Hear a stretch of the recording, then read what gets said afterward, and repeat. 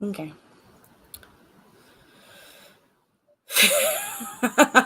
Have we turned the venue off and on again? That's what Kerry's doing currently.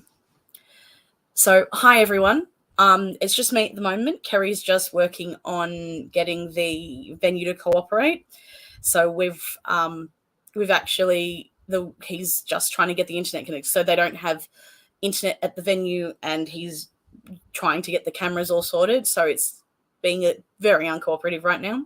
So I am just going to start, and I'm going to talk about I'm going to have a talk about the welcome to Sydney is mainly to just say, look, welcome to Sydney.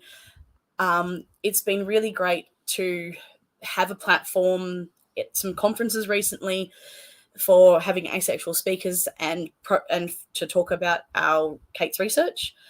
And it was really good that we had a group of asexuals at the Human Rights Conference for Sydney World Pride.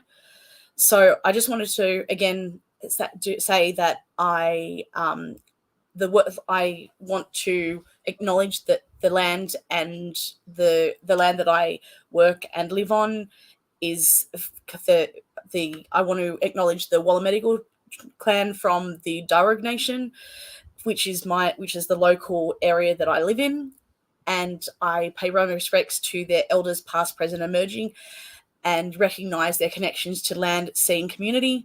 And I extend my acknowledgement to all Aboriginal and Torres Strait Islander ACEs or allies that are here with us today. And what I wanted to do was just touch base on what ACOW, which is the Ace and Arrow Collective AU, that we're just recently launched, and what we've been doing and what we look to do to the future as far as asexual representation is concerned.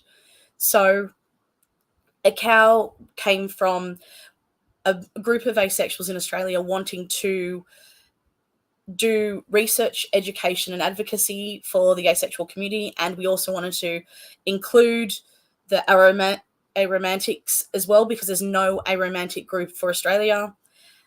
And what we're looking to do is we're looking to become a non-profit so that our state representatives from their groups and things we can centralize all of the education resources that we have and not end up redoing the wheel, so that we can be collaborative with our efforts in supporting asexual communities, supporting asexuals in our region, and making sure that the asexual voice is heard on bigger platforms than just Facebook or little chats amongst us. So over the last couple of weeks, Kate and I, as well as a myriad of other ACEs from Australia, and from international ACEs as well, have been attending a couple of conferences. So we've been at a conference called Better Together, and that was the 18th and 19th February in Adelaide, in South Australia. And so what happened with that is that Kate and I went down there, and the gentleman who runs it, Jason, is really positive towards asexuals. He's the biggest asexual ally we've got as far as non-ACEs are concerned. And so he had my co-chair, Leanne, present in the opening plenary. And that was amazing, having an ACE as the first, representative from one of the people under the acronym to talk about her community, which was really amazing, to be in the audience and see that. And so that was really great. And Kate presented on the healthcare section of her research, and she also presented on her on the information to do with the microaggressions and the religious discrimination, as well as the sexual violence and the intimate partner violence, which are all in her research that she's been working on for the last 2 years. So the link that I've just placed in the live stream chat is the link to her report. It's 200 pages. Please be kind to yourself if you're going to read it. There's lots of stories in there, and some of them are incredibly heartbreaking. But there was no research on these things, and we felt that they were so important areas that we needed to cover, and that we needed to be able to go, yes, these things do happen to asexuals. We're not just people who don't like sex. We experience the same things that others experience under the rest of the letters in the acronym.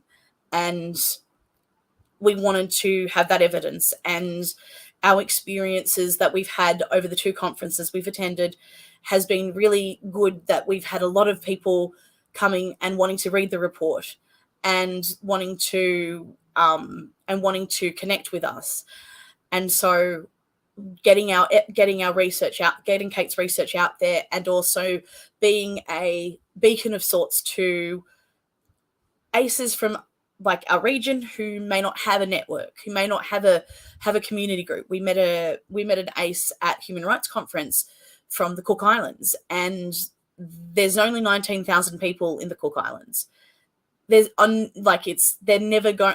not going to have the capacity to have a big ACE organization that they can lean into and support them. And we really want to be able to support our ACEs in our local region, as well as supporting ACEs who may be struggling with things that we take for granted here in Australia.